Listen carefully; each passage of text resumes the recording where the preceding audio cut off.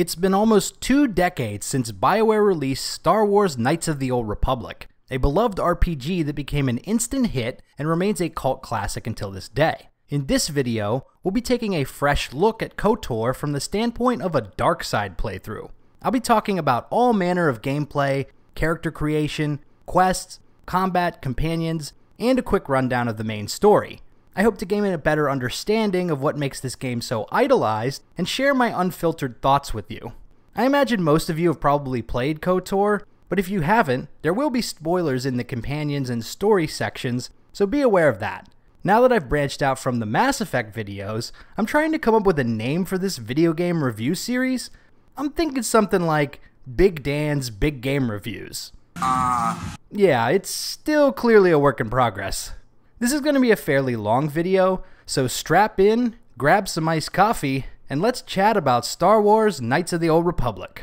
Now, I may be a big guy, but I'm not really a big mod guy. However, one of the first things I noticed when booting up this game was the maximum resolution was 1280 by 1024. So I downloaded a mod from Nexus that upscales the game in HUD to 1920 by 1080. I'll put a link to that particular mod in the description if you want to check that out. I'm playing this game on PC, by the way. Now we're ready to dive into this game. Let's start with character creation. The first thing you'll do is choose one of 3 classes, Scout, Scoundrel, or Soldier, and customize your look from a small selection of portraits. I decided to go with Scout and chose this Michael Jordan-esque character model. Next, you choose attributes, skills, and feats. Attributes include things like strength, dexterity, charisma, and intelligence. I plan to dual-wield lightsabers like a badass mofo, so I invested most of my points into strength and dexterity. For skills, I put points into demolitions, treat injury, and repair for now. Feats are basically active powers that you can trigger during gameplay, or passive abilities that grant you bonuses. Most of them are combat-oriented, so I started with 2-weapon fighting. The real bread and butter of your build are the force powers, though. You'll unlock these after heading to Dantooine early in the main story. Here's a KOTOR pro tip. If you wait to level up your character until after completing the first planet of the game, Terrace, you'll have more points to spend on force powers. This is a great way to do an OP Jedi build, which allows you to really tear shit up in the late game. It's super fun. Although fair warning, it does make some of the early game missions a real chore from a combat standpoint, so don't feel the need to do this on your first playthrough. It's not necessary at all, just a fun min-max kind of thing. Now that we've got our character built, let's pick a name. There we go, Revo Jenkins. The combat in KOTOR feels clunky and outdated by today's standards, but it's still really fun, especially once you start unlocking high-level force powers. Here's a little taste of the action.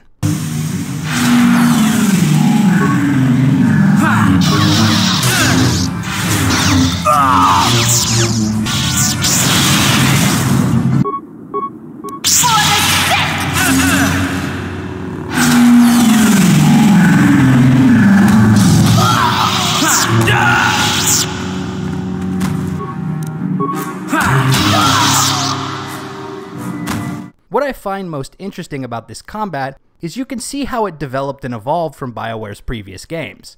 There's a certain through line from Baldur's Gate to Knights of the Old Republic.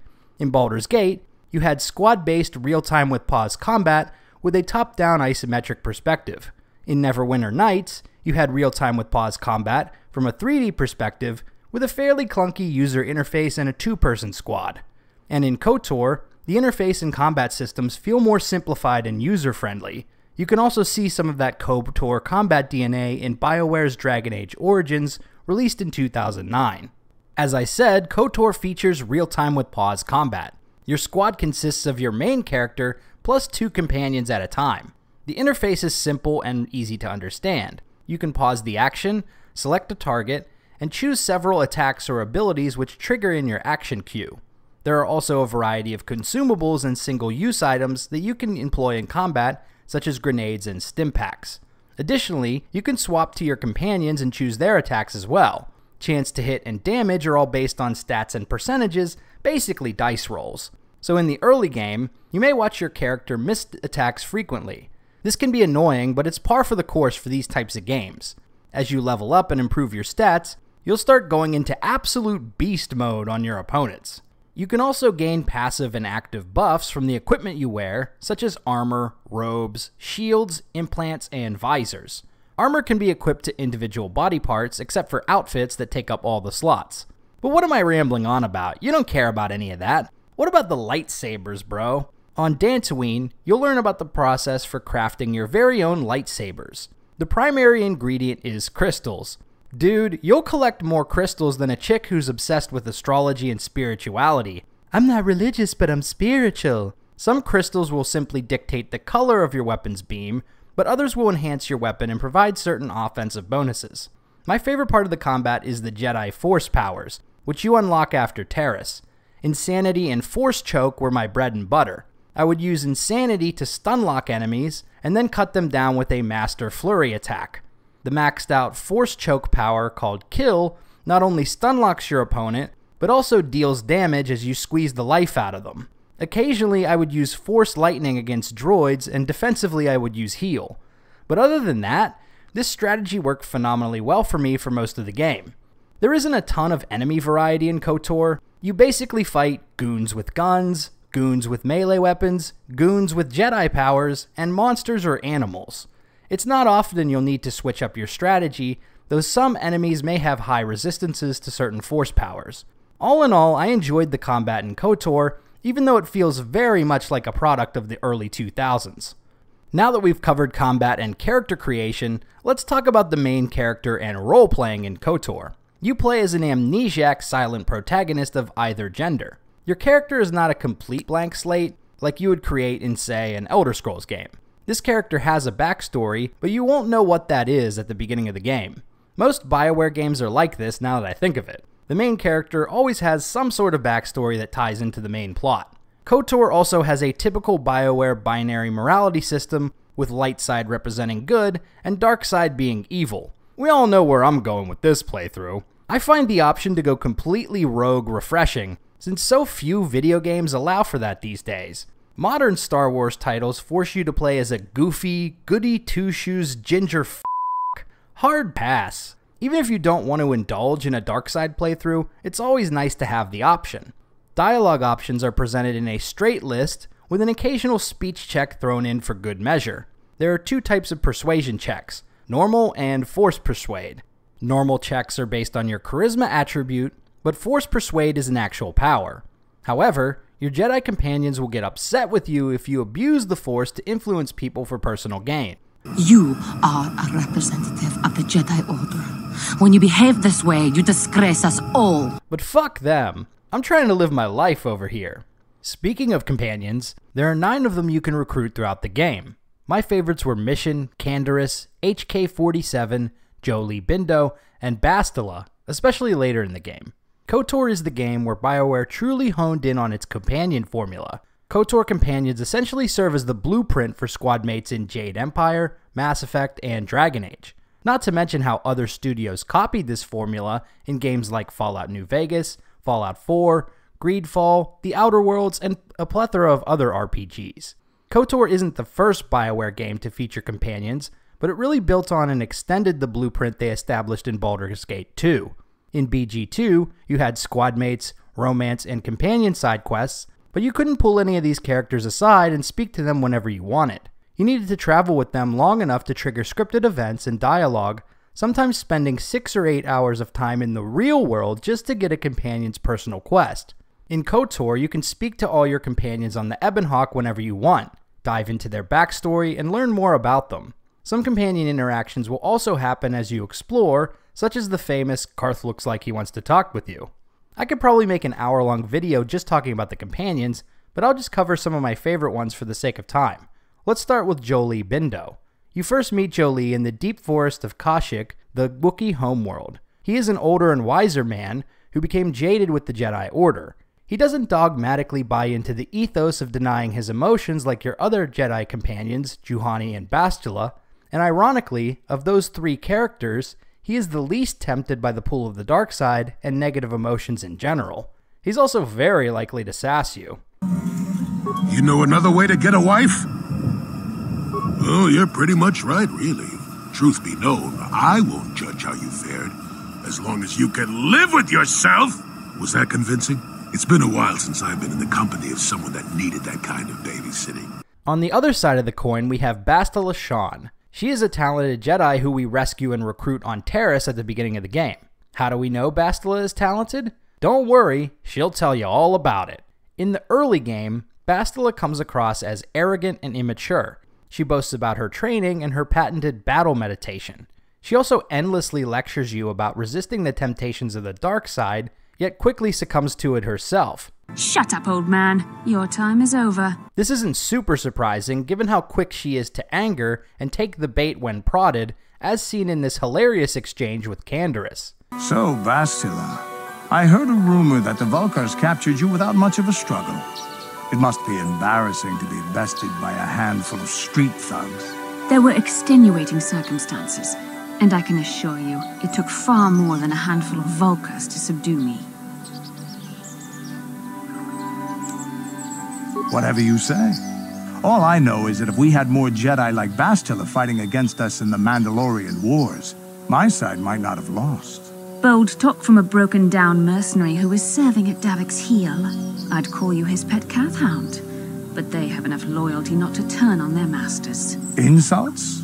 Maybe if your master had trained your lightsaber to be as quick as your tongue, you could have escaped those Vulkars, you spoiled little Jedi princess. I was not spoiled.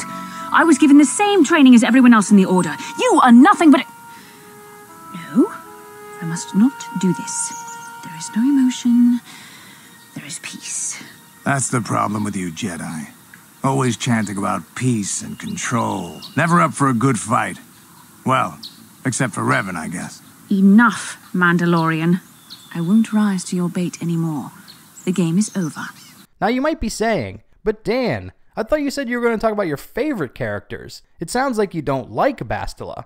Well, I didn't like her at first. She's a very flawed character, but I actually ended up liking her because of those flaws. Bastila also gains some more self-awareness and grows throughout the story, particularly during her personal quest where she reunites with her mother and makes peace with the death of her father. Plus, she becomes my hot goth GF later, so that's a plus too. If you're doing a dark side playthrough, then Canderous and HK-47 will be your best friends. Canderous is a grizzled veteran of the Mandalorian Wars. He'll tell you stories of his war exploits anytime you ask him about it. Honestly, I think 90% of the reason I like this character is because of the voice acting. He has such a booming voice. It just hits different. The command vessels were destroyed in seconds. Their ranks were thrown into chaos. It was amusing to watch the surviving ships scatter and flee.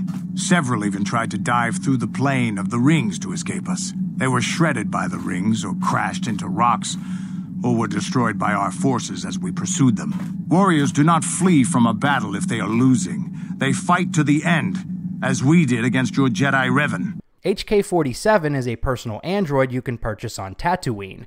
His disposition suggests a programmed proclivity for violence and mayhem. In fact, he killed his last owner before being decommissioned. He often refers to you as meatbag.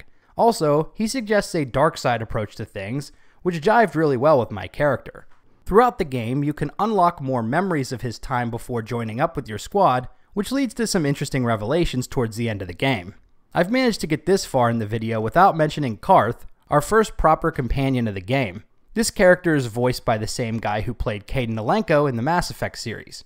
Carth has a similar disposition to Kaidan. He gives off a real White Knight beta kind of energy, which I really don't care for.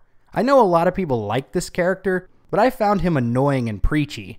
Also, if you do go over to the dark side, some of his actions in the latter portion of the game are honestly reprehensible. He's not like this shining example of goodness, so yeah, fuck Cartho Nassi.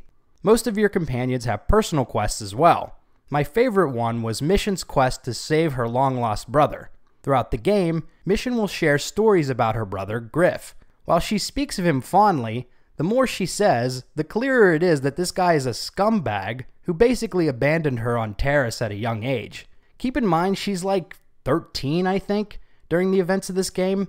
Griff himself really is the standout of this quest, and the guy truly is a scumbag. He was captured by a local tribe on Tatooine, and what's the first thing he does when you rescue him? Could you spare me a few credits to get back on my feet? You're hitting me up for credits. I don't believe this. But it doesn't end here. My favorite part is actually the follow-up quest, where Griff asks you to help launch his Teresian microbrew company. He starts by asking you to obtain a tack gland to help synthesize his recipe, and follows up by asking you to invest in his company. Sorry, like I said before, I don't have any credits on me, and Greta won't lend me any. I mean, it's like he doesn't trust me to pay him back or something. His business model is basically, Step 1, give Griff money. Step 2, Step 3, profit. So naturally, I invested 200 credits and became part owner of Griff's new ale business. You'll get a return of, at least 20 times your investment. But shockingly, the deal doesn't work out. When you return to Tatooine, you'll learn that Griff skipped town, turning the player character into a victim of a fly-by-night scam. I love this game. Since this is a Bioware game, there are also romance options. For this playthrough, my character hooked up with Bastila, which ended up being pretty amusing. Throughout the game, Bastila speaks often about the bond between you two, since both of you share visions. These interludes give the player ample opportunities to tease and flirt with our Jedi companion. I said we were brought together for our mission, to stop Malak. I hardly think the Force would be pushing us toward a romantic involvement when the fate of the galaxy is at stake. Please try to stay focused. I doubt the Council would approve if they knew we were busy discussing our mutual attraction when we should be saving the galaxy from Malak. Mutual attraction? I never said... It's just an expression. Whatever our feelings... whatever your feelings, you have to try to ignore them. Eventually, this culminates in a big fade-to-black romance scene, and Bastila ends up regretting her actions. Ah, this familiar feeling. It was a moment of weakness. When I kissed you, we shouldn't have. Bastila, once you go black, you... never mind. So yeah, that's romance, baby! Before we dive into the main story of KOTOR, I'd like to touch on a couple of the most hilarious side quests in this game. Bioware really turned up the humor for these. Some of the dialogue had me rolling. On Dantooine, you'll receive a quest to investigate a potential kidnapping involving two wealthy families and get wrapped up in a Romeo and Juliet style love story. It's always nice to help out two lovebirds, right? You're just doing this for the reward? How could you? I thought you... The confrontation scene in particular is hilarious. There you are, Shen. Father! Mr. Matale. Rahesia! Father. Mr. Sandro! Nurik! Alan! Now you can resolve this quest in several different ways, but I decided to have a man-to-man talk with the young lad and give him a little relationship advice. No, I don't believe you. Rahesia and I love each other.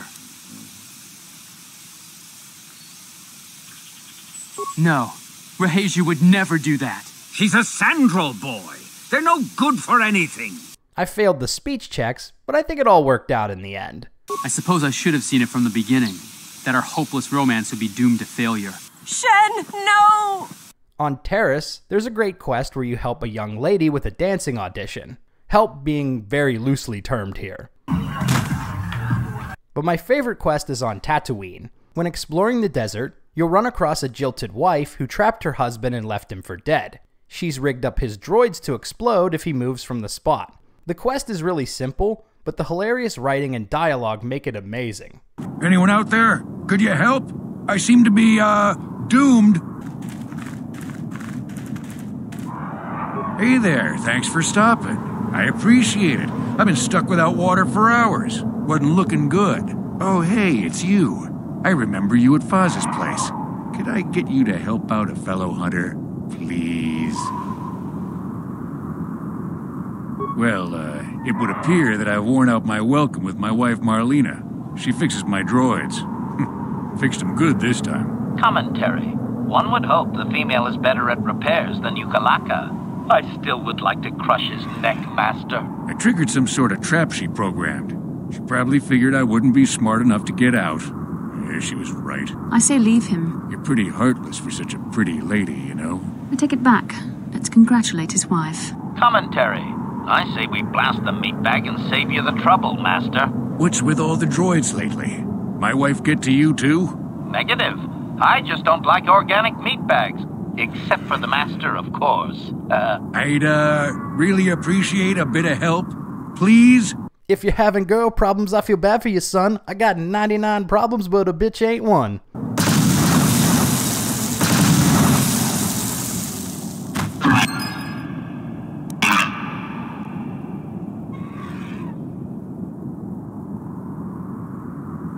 I could go on and on about side quests, but I won't. It's time to dive into the main story. This is really meant to be a high-level overview, so I'll be glossing over some of the details as we go along. Also, this section will obviously have spoilers, so here we go. After creating your character, you wake up aboard a Republic ship called the Endar Spire. The ship is under attack by Sith forces, and you have to link up with a Jedi named Bastila Shan before escaping the vessel. Unfortunately, things don't work out as planned, and you hop into an escape pod before the ship is destroyed, crash landing on the planet Taris. Your first companion is Republic soldier Caden Alenko, Carth Onasi. You and Carth need to locate Bastila and find a way off-world before the Sith get ya. Along the way, you'll shake down old men and show some drunk hooligans who's boss. Taris is our introductory planet, and there are plenty of side quests and activities to distract the player. There are arena battles, bounty contracts, and a plethora of other little quests. You could easily spend 5 or 6 hours here, working your way through all the content. I really liked Taris on my first playthrough, but on each subsequent run, I find myself getting restless and wanting to get a ship off-world so I can explore the rest of the galaxy.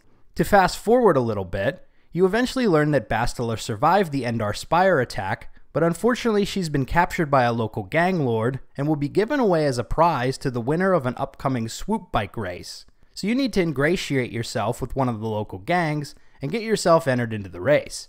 Along the way, you'll pick up 2 more companions, Mission and Chewbacca, Zalbar the Wookiee. We also meet this shithead bounty hunter Calo Nord, aka Goggles McJagoff. After some trials and tribulations, you eventually win the swoop bike race and claim your prize. You must have banked a turn too sharply because it sounds like all the blood has rushed from your brain. I am Bastila Shan, a member of the Jedi Order and a fleet commander for the Republic.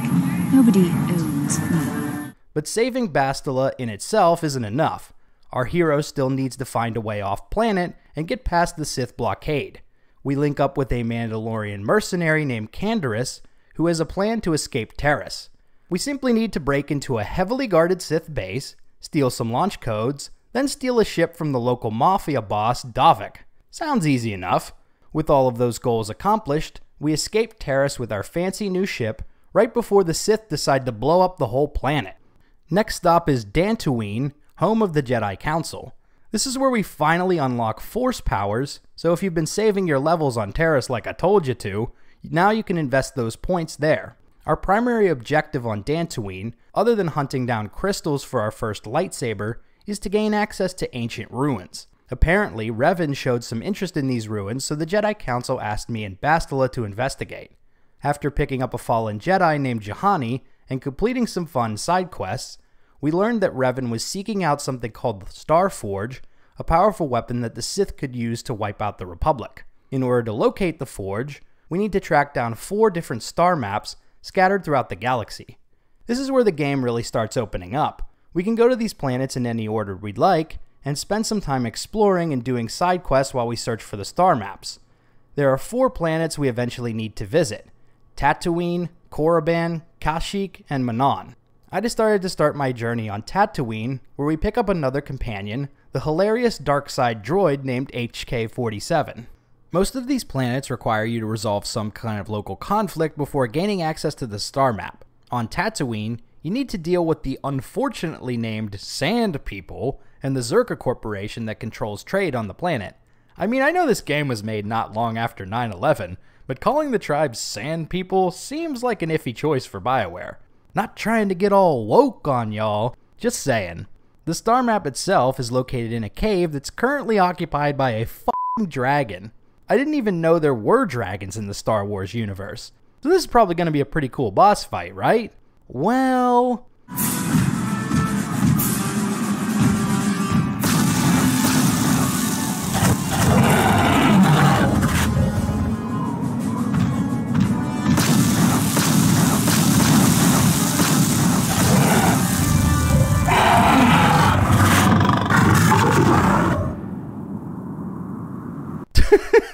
What was that? So you bait the thick boy with some kind of bison creatures and blow it up with explosives in a cutscene.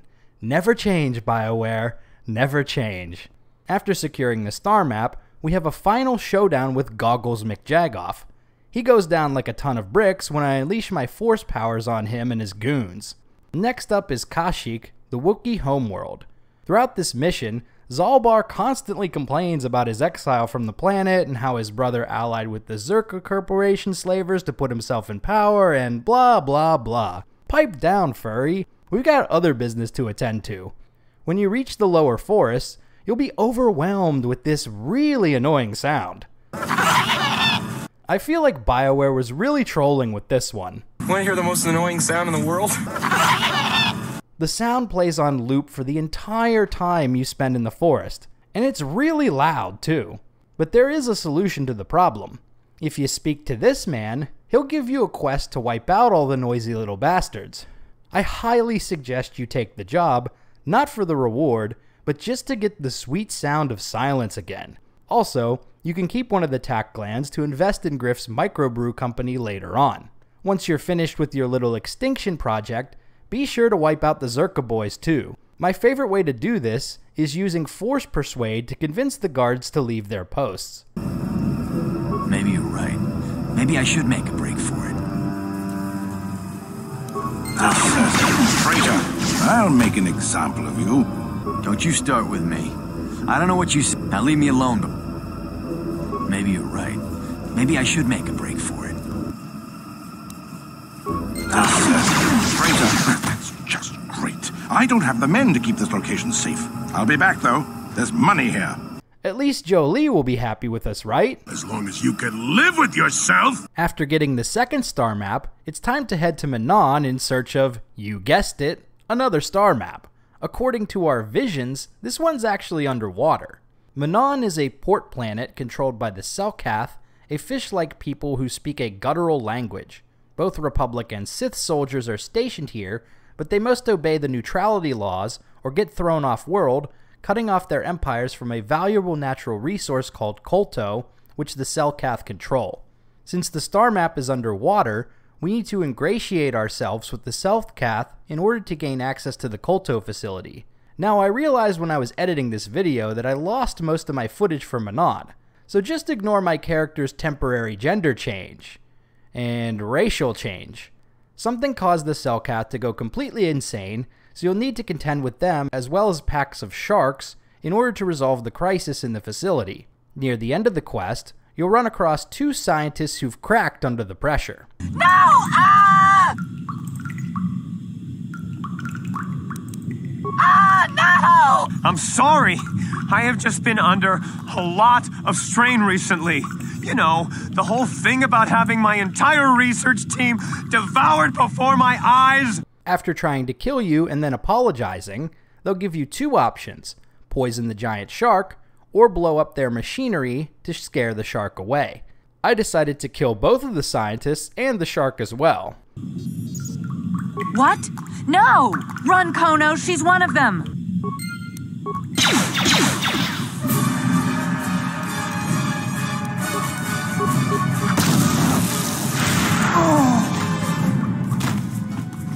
Once we access the third star map, we must answer to the Selkath for the crime of killing their god. If you want to do any more side quests on Manon, I suggest just destroying their machinery, otherwise you'll get banned from the planet. Now this is where things get really spicy. After finding 3 star maps, you'll be captured by Karth's former mentor, Saul, a Republic officer who joined the Sith and is now a top commander in Malak's army. You'll get tortured for a bit before having one of your companions do a prison break. Fast forward a bit, and you'll come face to face with the big cheese himself, Darth Malak, who reveals a big plot twist that we never saw coming. Even the combined power of the Jedi Council couldn't keep your true identity buried forever, could it?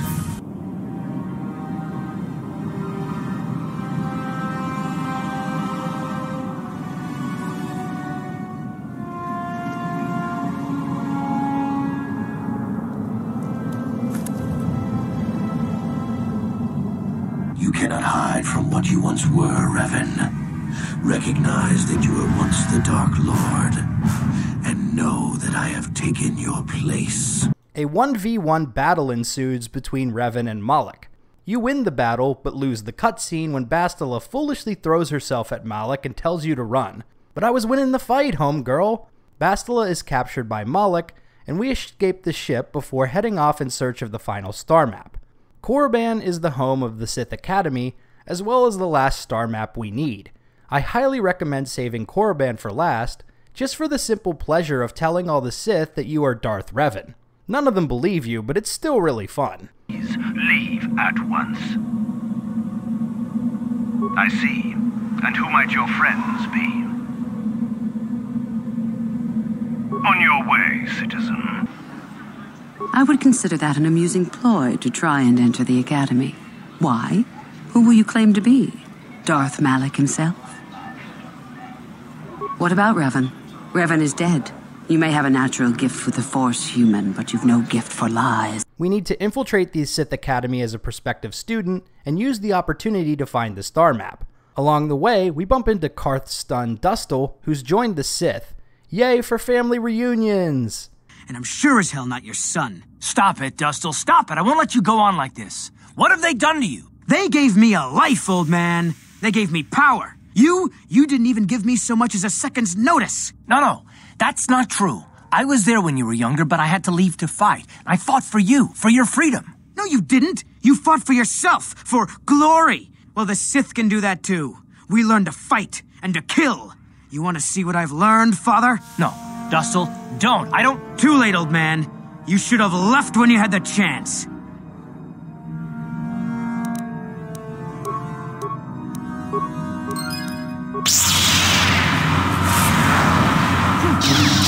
Time to rumble. That is what a Jedi can do. How'd you like that? Damn, Karth, you just killed your own son. I thought you were on the light side, bro. Speaking of killing, the Sith are all really obsessed with killing each other to move up the ranks in their organization. Everyone wants to kill their own master and take his place. So I decided to take a page out of their books and kill both of the Academy heads after passing their tests. I think I could get used to being Darth Revan. After leaving Korriban in search of the Star Forge, our ship crash lands on an uncharted world named Lahan, or Rakata Prime. We need to deal with the local Rakatan people and do a favor for them in exchange for a hyperdrive to repair our ship. Along the way, we'll dungeon crawl through a Sith-infested ancient ruins and finally reunite with our lady friend Bastila, who of course has joined the dark side. Damn, girl, you looking fine in that all-black outfit. You know, once you go black, you never go... After a brief fight, Bastila will proposition you. You deserve to be the true master of the Sith, not Malak. I see this now. Together we can destroy your old apprentice. Join with me and reclaim your lost identity. This is the turning point in your light side and dark side path. You can either fight Bastila, or join her in taking down Malak to become Sith Lord yourself. You know your boy had to side with his hot GF. Listen to me. The dark side leads to death and destruction. I've seen the horrors the Sith have unleashed on the galaxy. Turn away from this path. Shut up, old man. Your time is over. The age of the Jedi and the Republic is no more. This is the age of Darth Revan and the Sith. Don't do this, kid. I don't want to, but I'll fight you if I have to, even if it costs me my life. A true Jedi would never bow down to the Sith. If this is your decision, I have no choice but to do battle against you. Kill her. Rend her flesh. Show her the fate of all who dare stand against us. Embrace the power of the dark side. Yes, the sacrificial blood will consecrate this ancient temple in the name of the Sith. With the death of the Jedi, the rebirth of Darth Revan will be complete. After putting Jolee and Juhani 6 feet under, it's time to return to the Ebonhawk to tell everyone your dark side now. Karth will run away like a little bitch, leaving Mission as the only one left to stand against you. This next part is pretty dark. I don't believe you've gone over to the dark side. Not totally. I don't think you'll kill me. Not if I don't attack you first.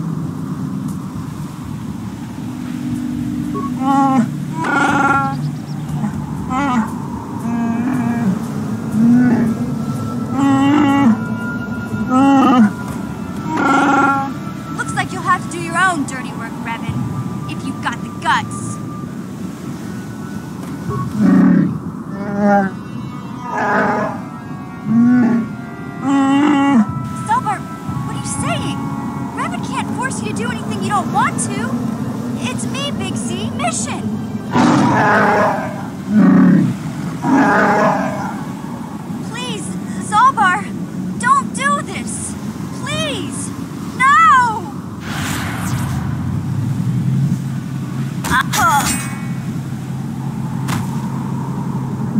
done, Lord Revan. You were as ruthless as Malak ever was. Quickly now, we have to get to the Starforge and destroy the usurper. With our ship repaired, all we have to do now is head to the Starforge and take down Malak. At the beginning of the quest, Zalbar attacks us for what we forced him to do to mission, so we have to kill him too. Geez, it's like you go over to the dark side one time, and you lose all your friends. What gives? The Starforge can be a bit of a slog from a combat standpoint, but with Revan's maxed out force powers, we were able to really tear shit up and make it to Malak's command center. The final boss fight is a bit underwhelming. Malak is resistant to many force powers, but is easy to damage with basic melee abilities like Flurry. He will sap the life force from Jedi prisoners to restore his own health. This really just draws out the fight instead of making it more difficult. I recommend taking out the Jedi prisoners to keep the battle from dragging on forever. Once Malak is defeated, we take his place atop the Sith hierarchy and use the Starforge to lay waste to the Republic. All hail Sith Lord Revan! Malak is dead! All hail the return of Darth Revan, the true Lord of the Sith! All hail Lord Revan! All hail Lord Revan! All hail Lord Revan! The Sith bow before you. You have reclaimed your rightful throne. The Jedi Order is in tatters. It is only a matter of time until your Sith minions wipe them from the face of the galaxy. The Republic fleet is decimated. The core worlds are defenseless against us.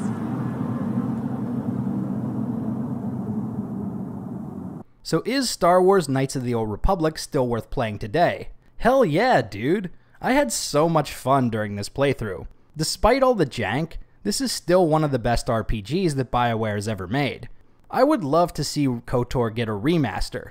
Maybe Bioware will do a KOTOR Legendary Edition someday. Probably not, but I can dream at least. There have been rumors that another studio is working on a remake of KOTOR. If that project comes to fruition, I hope they keep the core story, writing, and voice acting intact. Maybe the combat could use a fresh coat of paint, but I hope the rest remains the same, albeit with more modern graphics. I guess we'll have to wait and see what happens with that game. So there you have it, my big review of Bioware's classic RPG, Star Wars Knights of the Old Republic. If you like this video, be sure to subscribe to Big Dan Gaming for more RPG videos and reviews. I'm also on Instagram, so go follow me at Big Dan Gaming. Until next time, this has been Big Dan. I should go. Mutual attraction. I never said... It's just an expression. Whatever our feelings... whatever your feelings, you have to try to ignore them. Don't let this complicate things.